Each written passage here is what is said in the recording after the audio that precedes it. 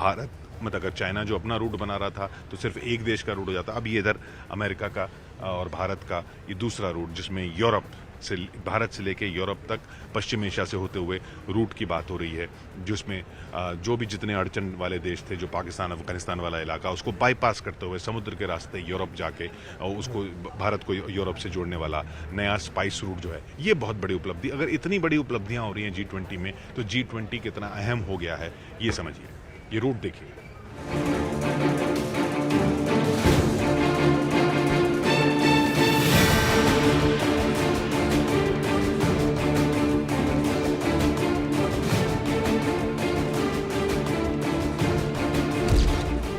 मोदी का mega plan, G20 में ऐतिहासिक ऐलान।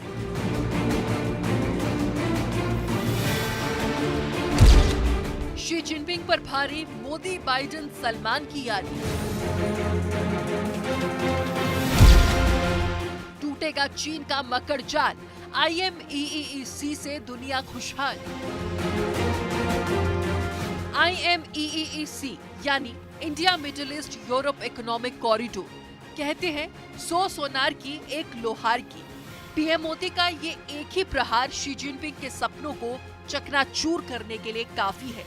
वो सपना जिसके बूते चीन पूरे एशिया पर राज करने का ख्वाब देख रहा था, उसे नई दिल्ली में चल रही G20 की बैठक में बहुत बड़ा झटका लगा है, जहां चीन ने एशिया के देशों को अपने मकड़जाल में फंसाने की ऐसी चाल चली कि उसमें कई देश उलझकर रह गए।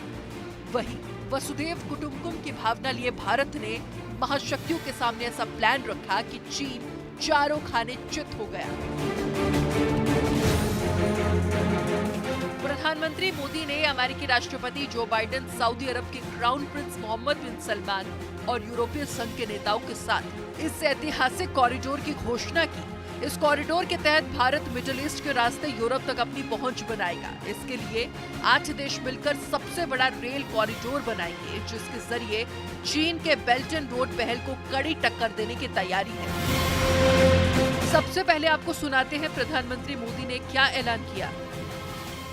आने वाले समय में यह भारत, पश्चिम एशिया और यूरोप के बीच इकोनॉमिक इंटीग्रेशन का प्रभावी माध्यम होगा। यह पूरे विश्व में कनेक्टिविटी और विकास को सस्टेनेबल दिशा प्रदान करेगा। अब आपको वो भावी कॉरिडोर के बारे में बताते हैं जो एशिया की रफ्तार को नया आयाम देगा। भारत से शुरू होकर ये कॉरिडोर UAE, सऊदी अरब, इटली, जर्मनी, फ्रांस और यूरोपीय संघ होते हुए अमेरिका तक जाएगा। इसमें रेल और शिपिंग रूट के जरिए एक ऐसा रास्ता तैयार किया जाएगा जिससे भारत से अमेरिका तक सभी देश एक दूसरे से जुड़ जाएंगे। भारत समेत 8 देशों ने इस इकोनॉमिक कॉरिडोर की स्थापना के लिए समझौता ज्ञापन पर हस्ताक्षर किए, जिससे एशिया, अरब की खाड़ी और यूरोप के बीच बढ़ी हुई कनेक्टिविटी और आर्थिक गठजोड़ के जरिए आर्थिक विकास को बढ़ावा मिलने की उम्मीद है।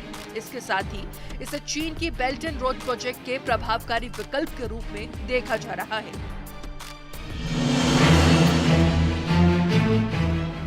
इस महत्वाकांक्षी परियोजना का मकसद भारत, मिडिल ईस्ट और यूरोप के बीच व्यापार को बढ़ावा देना है। इसके साथ ही वैश्विक अर्थव्यवस्था का लगभग 1/3 हिस्सा रखने वाले क्षेत्रों को जोड़ने के लिए एक आधुनिक रूट स्थापित करना है।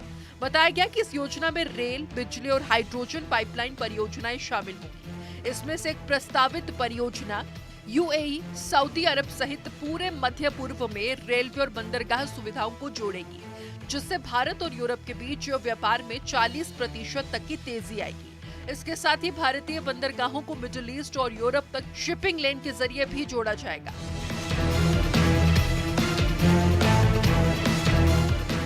ये योजना वैश्विक व्यापार के लिए एक संभावित गेम चेंजर होने की उम्मीद है, जो चीन के व्यापक रणनीतिक बुनियादी ढांचे के निवेश का विकल्प पेश करेगी।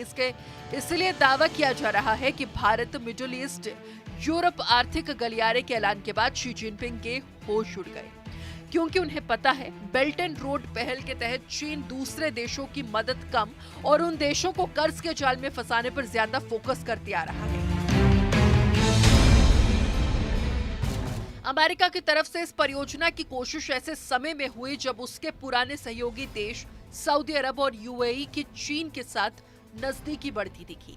चीन ने हाल ही में मध्य पूर्व के साथ संबंधों को भी बढ़ावा दिया और 2023 की शुरुआत में सऊदी अरब और ईरान के बीच तनाव दूर करने में मदद की। ऐसे में इस भारत मध्य पूर्व यूरोप गलियारे को चीन के बेल्ट एंड रोड पहल का मुकाबला करने के लिए एक महत्वाकांक्षी प्रयास के रूप में देखा जा रहा है।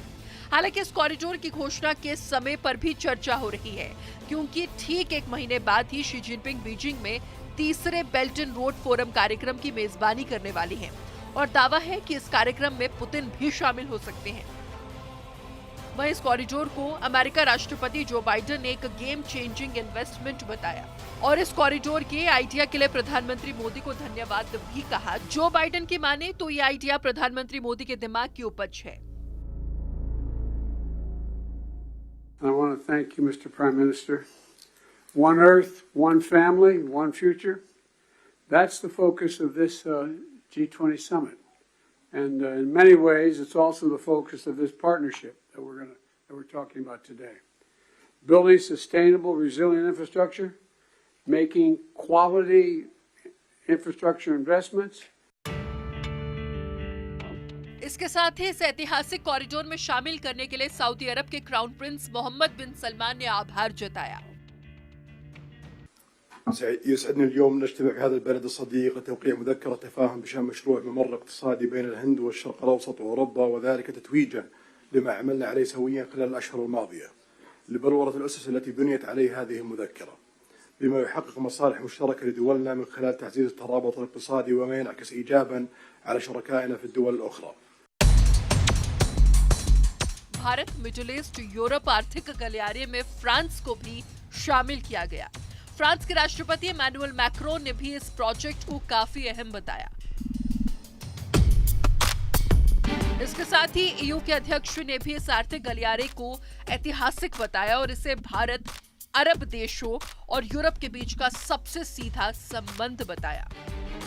भारत मिडिल ईस्ट यूरोप आर्थिक गलियारे की घोषणा को G20 समिट के बीच सबसे ऐतिहासिक लम्हा माना जा रहा है, जो चीन के लिए किसी पूरे सपने से कम नहीं है, क्योंकि आने वाले समय में भारत सीधे यूरोप और अमेरिका तक तो पहुंचेगा ही। इसके अलावा इसकी अगली कड़ी में जॉर्डन और इजराइल सहित पूरा मध्य पूर्व हो सकता है, जिसे रेलवे और बंदरगाह सुविधाओं से जोड़ा जा सकता है।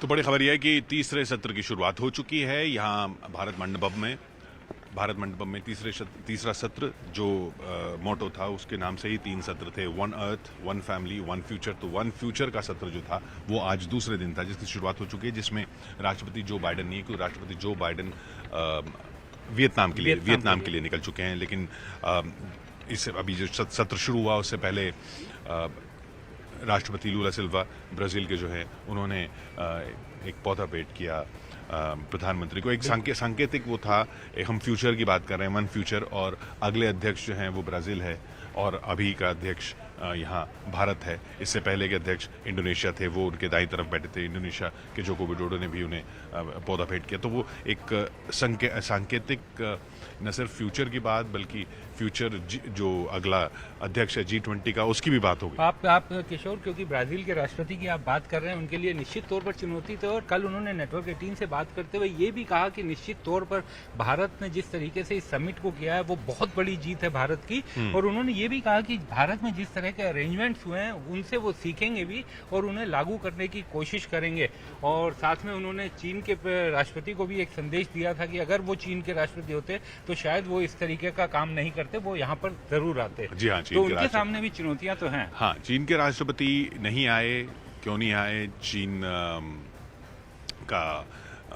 चीन के बारे में जो इतनी बात हुई और जो डिक्लेरेशन हुआ उसमें भी चीन के लिए चीन का जिक्र नहीं है। एक तरह से देखा जाए तो चीन का जिक्र नहीं है, लेकिन जिक्र ना भी होते हुए जो जितने भी बिंदु थे वो चीन से ताल्लुक रखते हैं, वो साफ दिख रहा है। राष्ट्रपति जो बाइडेन ने जाने से पहले ये भी कहा कि G20 ने दिखा दिया, इस समिट ने दिखा दिया कि G20 एक ऐसा मंच है जहां पर अब भी समाधान निकाले जा सकते हैं। देखिए सब ये क्या है कि दुनिया में सारी जो दिक्कतें हैं उनके समाधान ढूंढने की कोशिश है ना, कि सब मिल के समाधान ढूंढने, जैसे संयुक्त राष्ट्र में ढूंढे जाते हैं, चाहे अलग अलग मंचों में ढूंढे जाते हैं।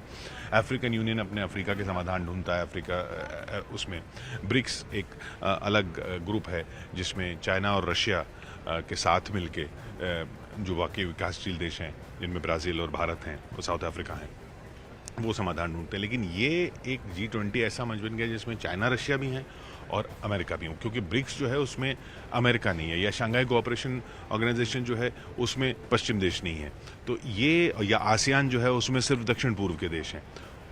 अमेरिका के साथ मिलके, अमेरिका, रशिया, चाइना, इन तीनों के साथ मिलके जो अगर आप इन तीनों को एक मंच पे रखते हैं तो दुनिया की ज़्यादातर जो दिक्कतें हैं वो आप और समाधान भी निकालना है। सबसे अच्छी बात है कि जितने भी ऐसे ग्रुपिंग है ना, उनमें मैक्सिमम में इंडिया कॉमन है। जी हाँ, वही उसी पे मारा था। इंडिया जो है इन सब ग्रुपिंग में कॉमन है, क्योंकि इंडिया ने जो रोल ले लिया है, भारत दैट इज इंडिया। देखिए यहाँ पे जो बुकलेट में लिखा है भारत दैट इज इंडिया, तो भारत ने जो रोल ले लिया है वो पहले जो एक गुट निरपेक्ष वाला रोल था, अब एक सेतु वाला रोल ले लिया है कि भारत जो है वो एक ब्रिज है।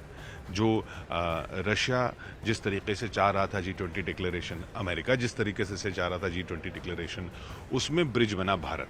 ये डिक्लेरेशन के बारे में देखिए ना कि कितने 200 घंटे, बिल्कुल 200 घंटे, कल बताया गया कि 200 घंटे लगातार, मतलब 200 घंटे नॉन स्टॉप बात हुई है, तब जाके ये पूरी सबकी सहमति से हो पाया है। इसमें अलग अलग बायलेटरल मीटिंग, मतलब सिर्फ सब मिलके नहीं, फिर सबसे अलग अलग भी कि नहीं भाई ये डालना है, उन्होंने बोला नहीं ये नहीं डालना।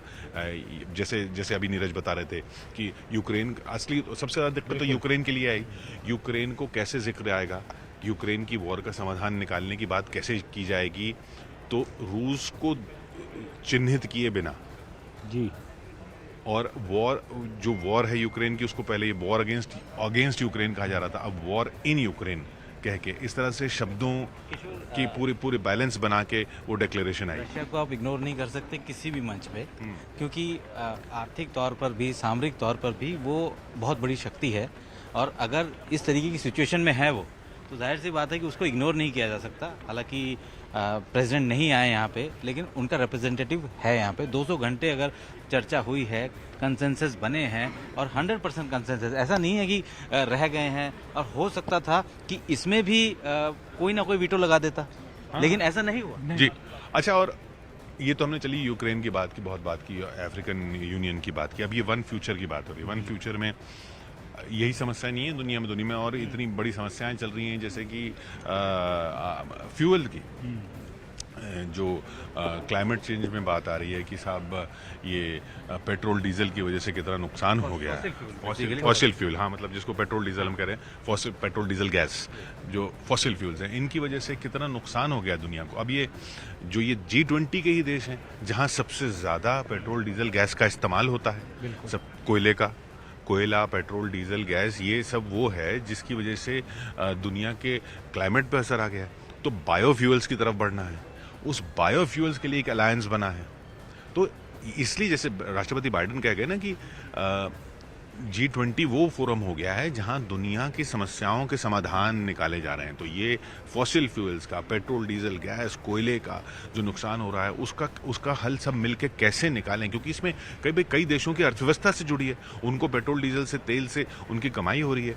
और अगर आप ऐसा कह देंगे कि नहीं साहब इसको बदलना है, तो और बाकी लोगों के जो पूरा सिस्टम है, फैक्ट्रियाँ हैं, इंजन हैं, वो सब उस पर चलते हैं, वो कैसे चलेगा? कुछ कनेक्टेड है, सब कुछ कनेक्टेड। अगर हम लोग बात करें कि फॉसिल फ्यूल की बात करें, अगर वो नहीं होगा तो आपको कोल जलाना पड़ेगा, तो एनवायरनमेंट खराब होगा, एनवायरनमेंट पॉल्यूशन होगा, ग्रीन हाउस इफेक्ट होंगे। लेकिन कई देशों की अर्थव्यवस्था में कोयला जो है इतना अहम है, कई देशों की अर्थव्यवस्था में तेल अहम है। तो ये ग्लोबल बायोफ्यूल्स अलायंस बना है।